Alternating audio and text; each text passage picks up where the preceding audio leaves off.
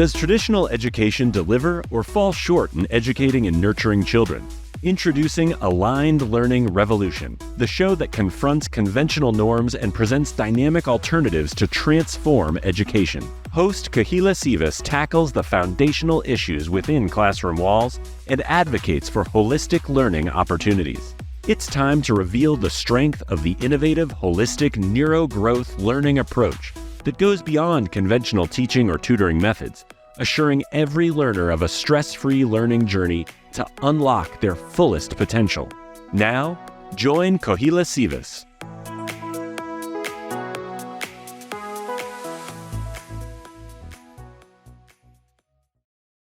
Hello and welcome. Today I have the pleasure to speak with Dr. Shannon McPherson, a seasoned high school science teacher with 26 years of experience and a profound love for education. She's not confined to the high school classroom. She's also nurtured future nurses as an adjunct faculty member in anatomy and physiology. Before shaping the minds of tomorrow, Shannon was a chiropractor, demonstrating early on her dedication to helping others thrive. After volunteering in her son's elementary school, she redirected her path towards education. As a mother, a lover of nature, and a lifelong learner, Shannon embodies the spirit of curiosity and care. Welcome, Shannon, to our show. Shannon, welcome to our show today. How are you doing? Good. Thank you for having me. How are you today? Very, very good. So I want to take you back to when you decided to become a teacher. Why did you become a teacher in the first place? I became a teacher. When I was looking at college, I didn't have the typical college experience. But when I was looking at going to school to figure out what I wanted to do with my life, I thought I wanted to be a teacher. I had a counselor at that particular college tell me, no, I would be a terrible teacher. Now, this was late 80s, early 90s. And it was kind of a different scenario. It was also in the state of Louisiana. And I believed him. I said, well, that's what you do for a living, so I'm going to believe you. Many years down the road, after finishing college and finishing up chiropractic college and having a practice that was slowly going into the black from the red, I was starting to make a little bit of money. I was spending the bulk of my time at my oldest child's elementary school. To give you an idea of how long that's been, he's 33 now. So I spent a lot of time at his school and I just fell in love with the environment. I loved working with the kids. I felt so at home. So I went through and got my alternative certification, and 26 years later, here I am. Amazing. Thank you for your service. That's awesome. So now that you're in the school system, you're teaching sciences. You're in the high school level, right? Teaching high school sciences? Yes. Specifically now I'm teaching the health sciences, which is the students going into some type of a medical field. So what do you see as a shift happening in the way that our students are learning? It's very different. What you would consider to be an upper level science class is mediocre at best. That's as much as they can handle. Even the highest level of students, definitely a disservice to what they should be able to do. I don't feel like I don't get the kind of support that I used to be able to get in the schools. I feel like I'm dying by a death by 1,000 cuts. Like every time you turn around, there's something else that has to be done. Here, just something else will take you a few more minutes. Oh, just a few more minutes on this too. Here, do this too. Here, you need to do this too. It's nothing to do with teaching. It's all administrative paperwork. I could spend 8 hours a day doing that paperwork alone, not even teaching and not even preparing my students. And that's it's gotten real old, and it's every year it's worse. Every year it's worse. There's more and more on my plate. Tell me about how students respond to science, because I know there's a lot of students don't see the purpose of learning science unless they're in the higher courses and they're thinking of going into a medical field. That's different. But do you feel like there's a drop in kids taking these courses? Well, they're required to take certain courses, and I've always taught those specific courses, so it wasn't really a matter of students not. Choice. Yeah, they didn't have a choice. They don't have a choice. The ones the last couple of years that I've been teaching, it's more of an elective type of science for them now. But before, so this is about 4 years and back. Um, you have to get them excited. You have to get them excited. They are not excited to be there. They don't want to be in the room. Chemistry, oh my gosh, not so much. They were just not interested. They had to be there, and they had the same attitude of having to be there, and they clearly didn't want to be there. So you had to really work hard, especially the first 6 to 8 weeks, to get their buy-in, to get them willing to even try. And do they come to the class? They don't like the class? Do they show up? I guess you get attendance. Yeah, they have to have attendance, yeah. But I always tried to make things fun. Lots of activities, kind of a dog and pony show kind of thing almost. Lots of activities, lots of hands-on, lots of joking around, a lot of having fun. And that's, part of the job. It's part of the beauty of being a teacher is you can do those things. But if I wasn't doing those things, they were not involved. There's just not a lot of self wanting to get up and do it. Get up and actually, I want to learn this. I want to be a part of this. That was not happening on their own. So you've been a teacher for a while. So why do you think it's a shift, or was it always like this? Are you seeing a shift? It's more of a shift. There's a shift, and I'm not real sure what's brought it on. We have issues with kids nowadays, it's kids on phones. They want immediate satisfaction. So the brains are formed a little differently now. You've got the iPad generation, right? You've got the iPhone generation. The technology is now the babysitter. The brains are forming differently. They don't have the same value system. Yeah. And my brother's in radio, and he told me that if you don't get your listener interested in the first 8 seconds, they will turn you off. Yeah. And that's how teaching is, what teaching has turned into. Absolutely. And also we have less than a goldfish attention span apparently as well. That's what I read somewhere. Yes. Less than a goldfish attention span. So they all add up. But so how do we fix this problem? What happens if this continues? We're just going to see a steady decline. Just a steady decline. And I'm seeing it right now. Like I said, I'm teaching these higher level kids, and it's more of a mediocre standard now versus 26 years ago when I first started. My on-level classes of biology and chemistry at the time were equivalent to the upper level classes now. What's going to happen is there's going to continue to be a decline. I mean, we're already 26th in the world for education in the US anyway. That's very sad. It's very sad. And it's frustrating because you want to do something about it.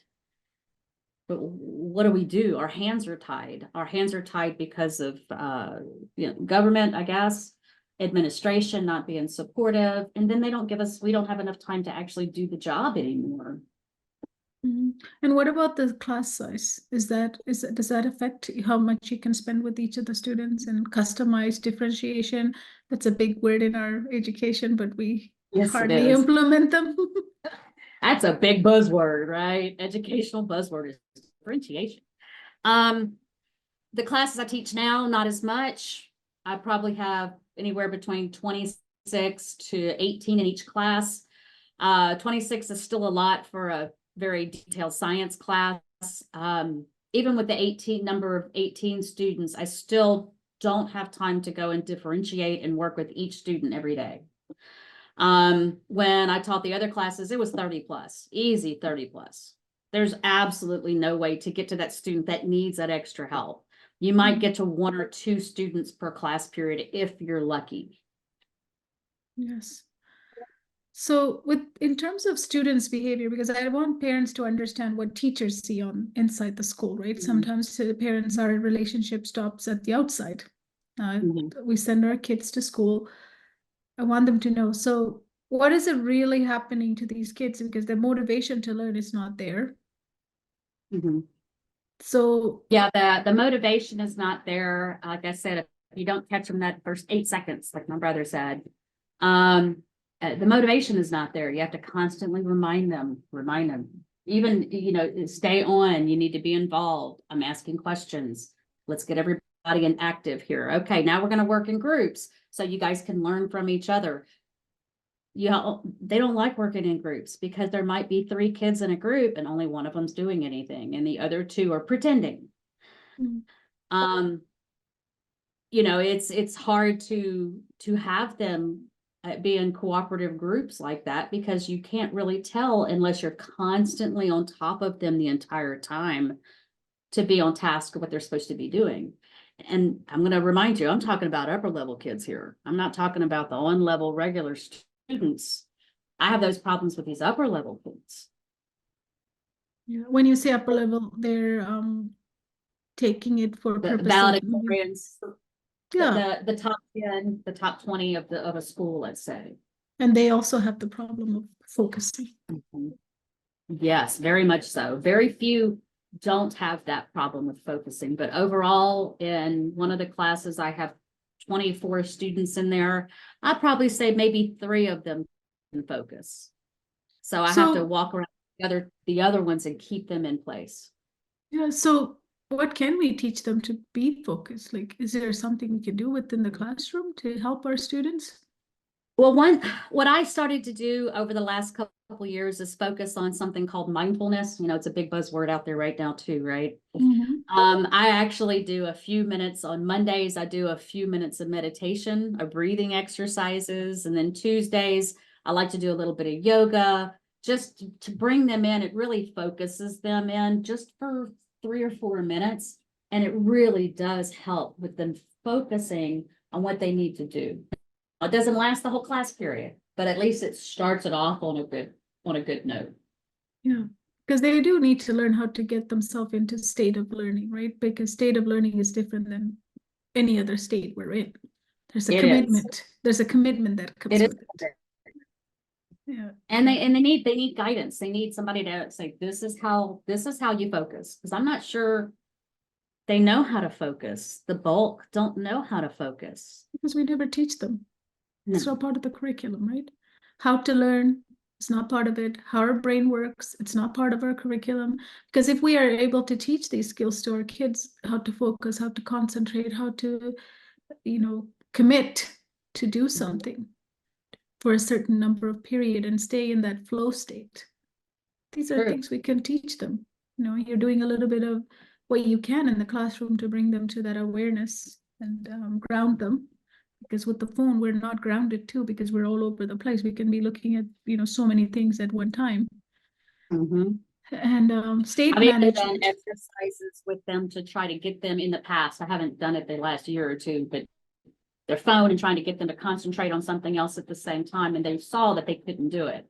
It still didn't it worked for a little while, but I had to keep going back to that to get them to remember you can't focus on multiple things, especially when you're learning something brand new out of the box. Yeah. Why do you think we need to have the phones in the classroom? We don't. We don't. I always start every year with a real firm no cell phone policy. I've got a fancy little boxes for them to put their phones in. And by this time of year, you're constantly fighting with them about it. Or mom and dad are texting them at school or calling them, and then they get in trouble for not responding and they're in the middle of class. That's a problem too. They don't need their phones. Most districts after COVID are 1-to-1 devices anyway now. They don't need the phones for any reason. So we really need to educate parents, because one of the audience that listen to our podcast is parents, right? This is who are we making for? Really, we should really help them to understand, because by me texting my son in the classroom, he's getting distracted. He has to Exactly. respond to that where he can't focus. Already we have a hard time getting to focus. Now, in the moment of getting to that focus, and the moment he's going to do something, I text now, I've took him off of his focus and flow. Got to regain that again. So as parents, we have to really be mindful. Like, I know some parents say it's safety, because in the US, and sometimes there are stuff that's happening that makes them worried. But at the same time, your child can call, my son can call if there's a safety issue. He has it, right? Right. So that's another thing we have to be as parents, including myself. I have to be very mindful. And sometimes when my son texts me during school hours, I ask him, aren't you in class? And he's like, no, I just came out of the classroom. I'm just walking back to the class. I'm like, okay. What are you doing out of the class? Why are you out of the class? Oh, where I went to the washroom. Right. He's 17, so Yeah.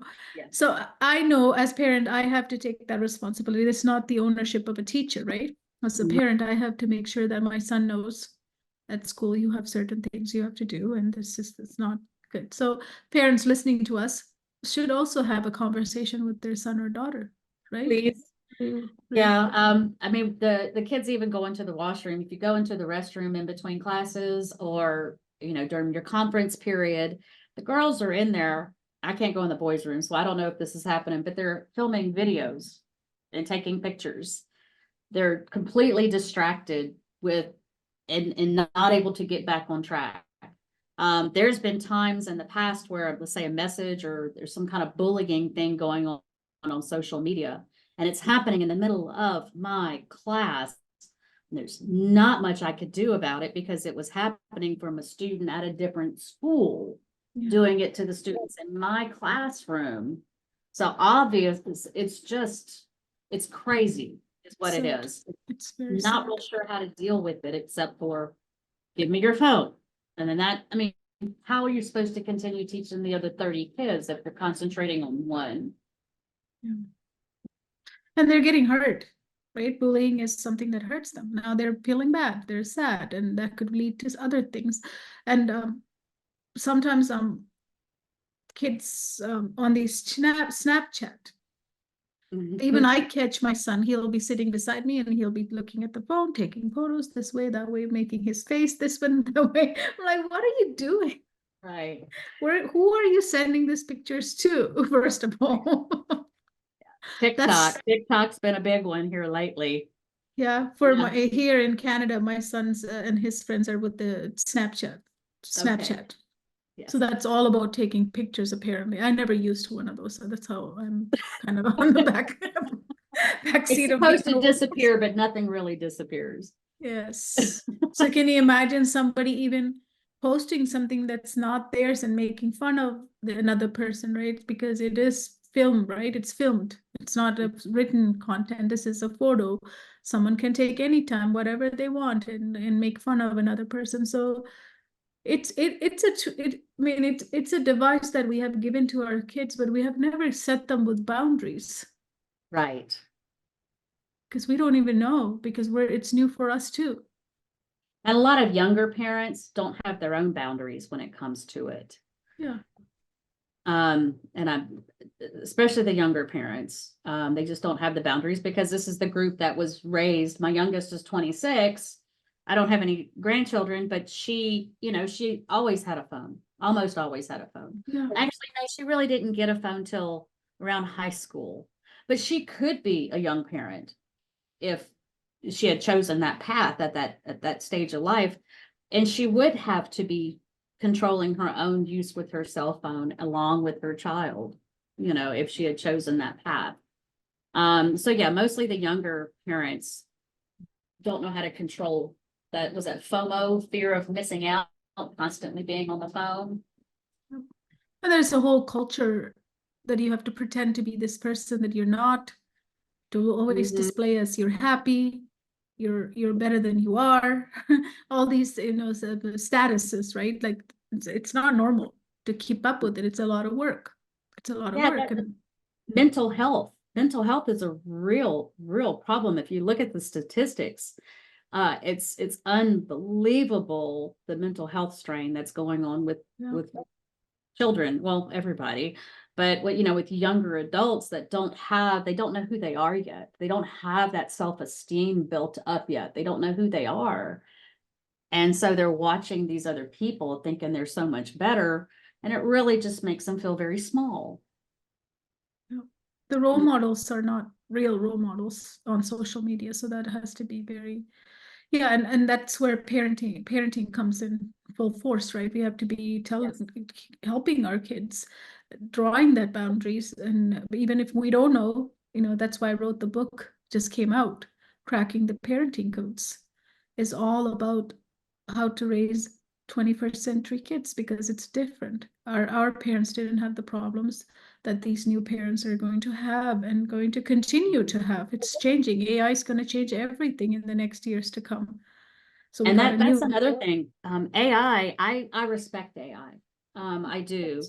But I went back to paper this year, and most of it was because of AI. The copying and pasting and it's almost impossible to tell if something was mostly generated by AI or was it created with somebody's mind and actually putting themselves into it.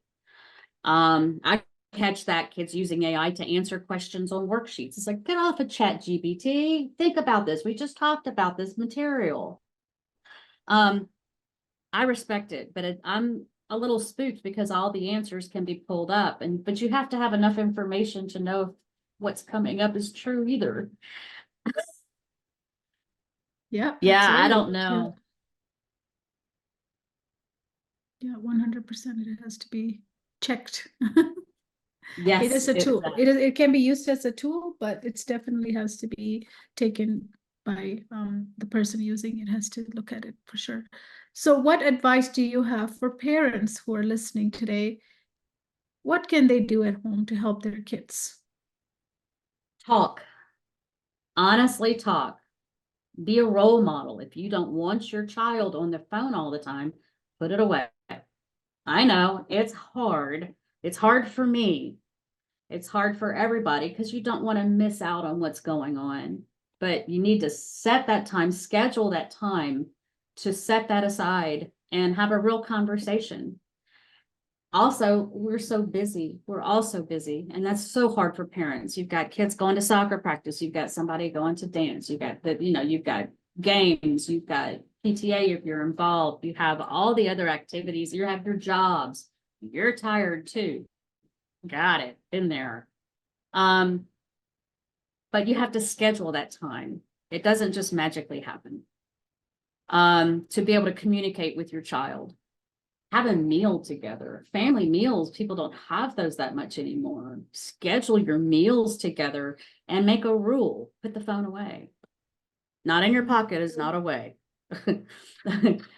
Get rid of the distractions and actually spend that time. I know this may sound, very antiquated, but grab some board games.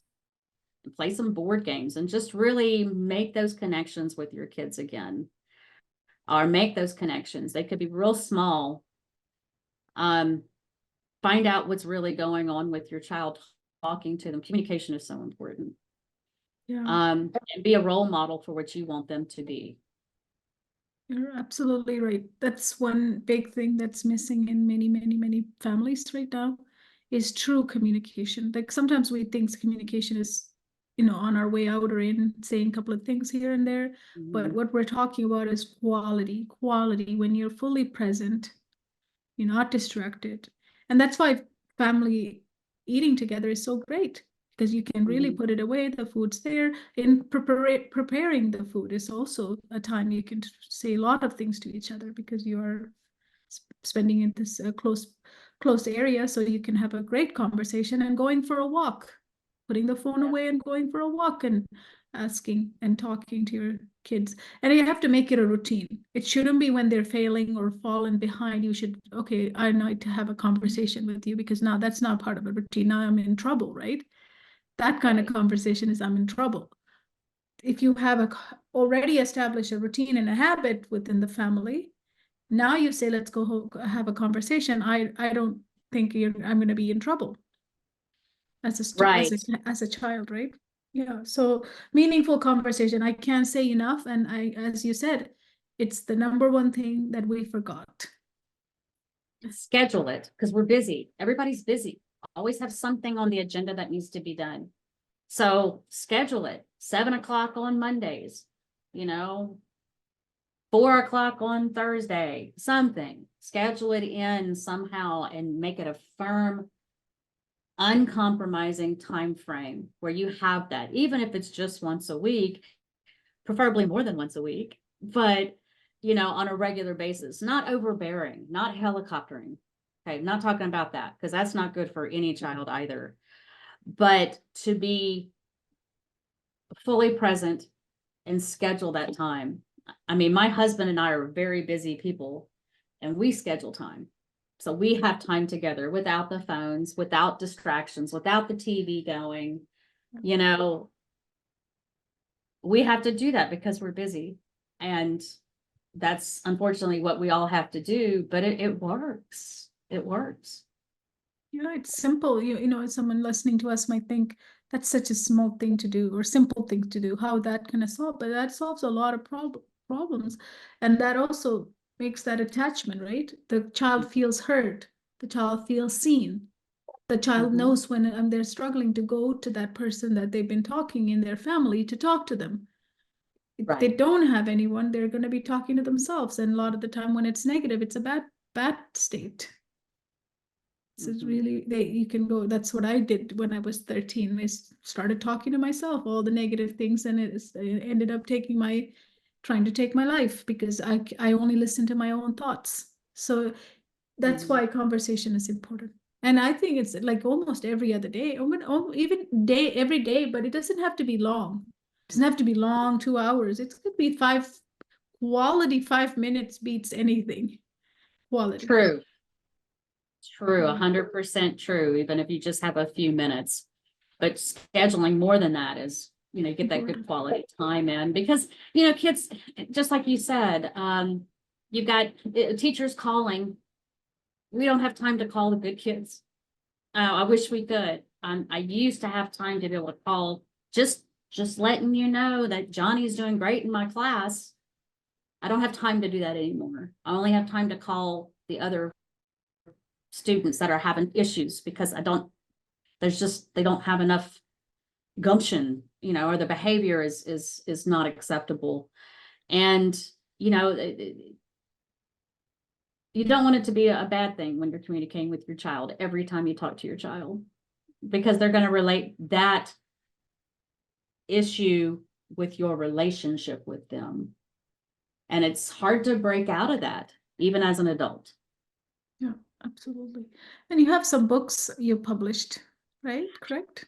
I have one that's out right now on Amazon. It's called My Teachable Moments. It's my anecdotes, different stories in the science classroom. And it also talks about some of this right here with the behavior, with and the problems as a teacher that you have if you don't have supportive administration. It's my journey over the last few years. It's on Amazon right now. Awesome. I'm in the middle. I'm sorry. Who's that for? Parents or teachers? Teachers mostly, but parents would appreciate it as well.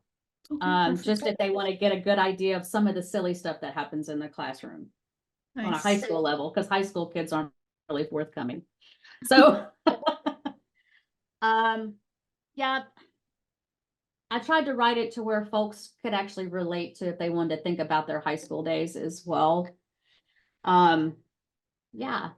And the next one I'm writing right now, I don't have a cover for it yet. I'm still working on that, but it's about using in the curriculum, and it's specifically for teachers, but learning how to integrate values into the curriculum, just basic society values like being truthful, being compassionate, being resilient, how to integrate that actually into your curriculum. And that'll be out probably in about 6 to 8 weeks. Nice. Congratulations. That's awesome. I think values are really important because it is what grounds us. It grounds us, all of us, right? Mhm. Yes. It It's our does, and it goes compass. right along with our conversation here, doesn't it? So, Yeah, and I think parents also have a duty to install and instill that values as our kids are growing at home. Especially those 5 years of their first 5 years, right? There's a lot of things. They're mhm. like sponges. They're learning and watching us. And that's the really good time for parents to really um, install those value systems that you want in your child and want to see it, because it gets harder later. But of course, anything can be learned. Yes. Yes. It does, and then there's a lot of practical exercises that can be done with the teachers, with their students, to help the students determine their specific value system, what's important to them. And then, I mean, is creativity more important to you than, some other type of value? I know my artists in my classroom, creativity is one of their main values. I got it. I see it. But they may not realize it's actual value that they can draw upon to make themselves stronger, to make themselves more resilient. So Yeah, that's what that second book is about. I'm excited for that. That's awesome. I mean, I think teachers would find that really, really valuable, right? To include that part of their curriculum. And that's what needs to happen, is a lot of the things that our students missing can be implemented, but time is always the hard part, right? Because we get only certain number of minutes, right? How long is your Right. class? 45 minutes. Oh, 45 minutes. Yep. 45 minutes, not very long to get much of anything done. How long does it take you to get the class to settle, like to the focus state? Well, if I do the mindfulness, it takes about 5 minutes. Then you've got kids coming in late. So class really doesn't start till 10 minutes after the bell. I try to start sooner, but if I do, then I've got they can't concentrate. If I'm not saying, okay, breathe, in, out, in, out. So that's 10 minutes gone out of the 45. So now we got 35 minutes to really Mhm. do the lesson. Yeah. And then the last 4 or 5 minutes, everybody's dead set on being packed up and ready to go. So you really only have about a 30-minute class period. That's And very little, very little. In very Canada, we little. have 70 minutes. A lot of the classes are 70 minutes. My last district was like that. We had block scheduling. So we had almost 90-minute class periods. Some of them. That was amazing. Yeah. It does sometimes get long and boring for some students. They start yawning. It's 90 minutes. I don't in, sit down very much. We're up and moving around. It's hard Yeah. to with only 30, 35 minutes to teach though, because you have that transition period. And there's always going to be a few minutes. So I try to rush through that transition to go to the next thing. It was easier when it was longer periods. Yeah, especially for science subject like that, where you might even do experiments, right? Right. So we do a lot of dissections right now. So that's always a challenge in that short period. So Just to get them all organized with all the stuff, that yes. takes a lot of time. So what are you guys studying right now with general? Well, in the anatomy classes, and one class I teach a dual credit, which is college level. We're just getting into the urinary system, and then we're going to hit reproductive, which is always great fun to teach teenagers. I Yeah. remember those classes because there's lots of giggles. Yes. And the other class, we're going into the digestive system. So that's always great fun. Yeah, I do some really gross things with pantyhose, and they squish the food through, and yeah. Oh yeah, nice. Lots of gagging noises, because there's not much you can do with digestive in the amount of time I have. And pathophysiology, I let them vote on what organ system they want to study. So right now we're about to start up on the cardiovascular system. So they're pretty excited about that. Nice. That's amazing. Thank you, Shannon, for sharing your wisdom. Is there anything you want to leave our audience with? You know, I have great faith in the future. I believe that we can do something. Yes. And I believe that we all have the ability to make the changes that are necessary to have a brighter future. Our news and our social media, there's so much doom and gloom. But if you look at all those teenagers, even the ones I've been kind of griping about here, you look in their eyes, you can see that they want to have something to hope for and to work for. And we, as the adults, we as the parents, need to grab their hands, take their hands and guide them so that they, oh my God, I'm about to start crying. So they also have that hope and that belief in the future. Yeah. Yeah. But it starts with conversation, meaningful conversation, right? Yes, it does. Yes, it does. Keep that up. You don't, even if you don't do anything else, I think conversations are the key to your child's success. Key. Yes, they are. Yeah. Yeah. Well, thank you for having me. I've had fun. Yes, thank you so much. And we look forward to your book. And I Yes. will put all the links in our show note, and parents or teachers can look at them. So thank you. Thank you so much. Have a great day. That was an amazing conversation with Shannon. She is a science teacher. As you can see, her frustration as a teacher in the classroom because of the distractions our students have due to the phone. I really want to emphasize to parents who are watching this show how much the phone actually hinders your children's learning in the classroom. I know there are safety concerns. You want your child to have the phone in the classroom, but if they are texting or watching something during their classroom time, their attention is not in flow state.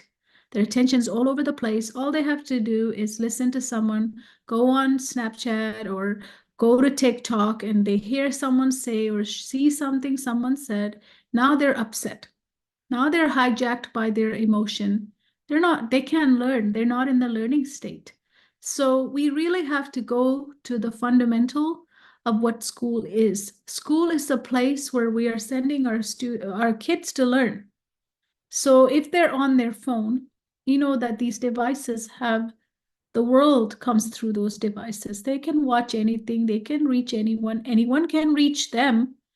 It's a scary little machine, right? So having this machine in the classroom where focus is needed, it's mandatory. Being a student means we need to learn how to focus and how to stay focused and stay in the flow state. Now, distractions and constant notifications, if we train our mind to that, we can't focus. We can't get to the flow state. So this is a real problem in the classroom for many teachers. And then it becomes they're policing our kids to put the phone away, do your work. So it becomes like a nagging situation and a policing situation.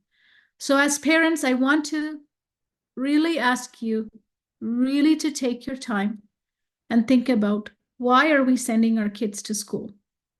If they're there to learn, they need to focus. We have to, as teachers, if you're listening to this, you have to help your students get to that focus level, get to a flow state.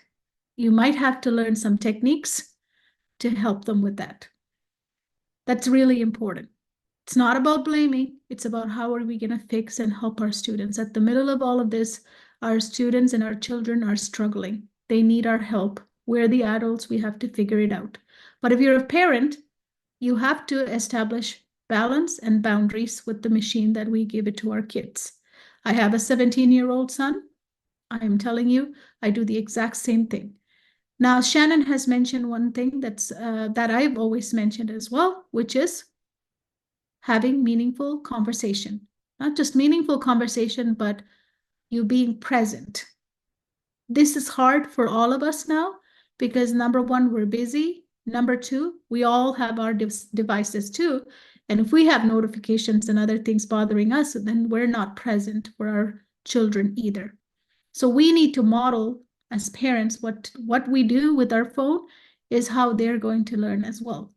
So if you're a young parent, and you grew up with social media, you have extra responsibility to make sure you display the behavior that you want your children to have as well. Because for parents who are young, yourself, you grew up with the social media and it's normal for you. For some of us who are older, we didn't grow up with it. We don't probably look at it as much as you would because it's habitual, right? Everything is habit. We learn something, we do it. It's habitual. Maybe I might have less habit of looking at it and you might have more habit of looking at your phone. So in order to parent, in my book, I say one of the code I provided, cracking the parenting codes, is communication.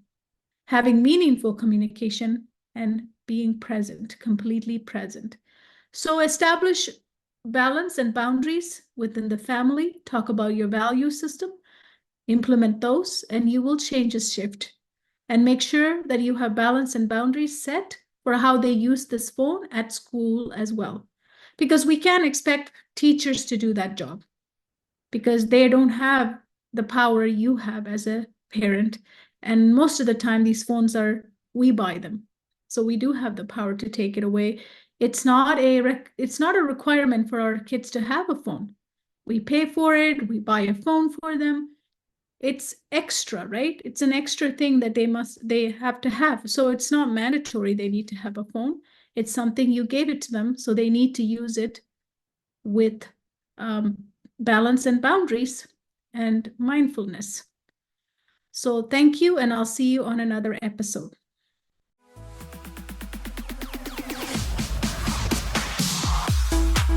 Thank you for tuning in to today's episode. Our purpose for this episode was to spark a reevaluation of the current education system. For more episodes offering practical and comprehensive strategies to enhance learning, please visit www.learningsuccessacademy.com. It is crucial to ensure that children have access to the holistic neurogrowth learning approach, enabling them to break free from the constraints of an outdated educational framework. This is your opportunity to gain insight and break away from a flawed system, setting your children on a path to lifelong success that truly nurtures their thirst for knowledge. That's all for now. We look forward to having you join us for the next episode.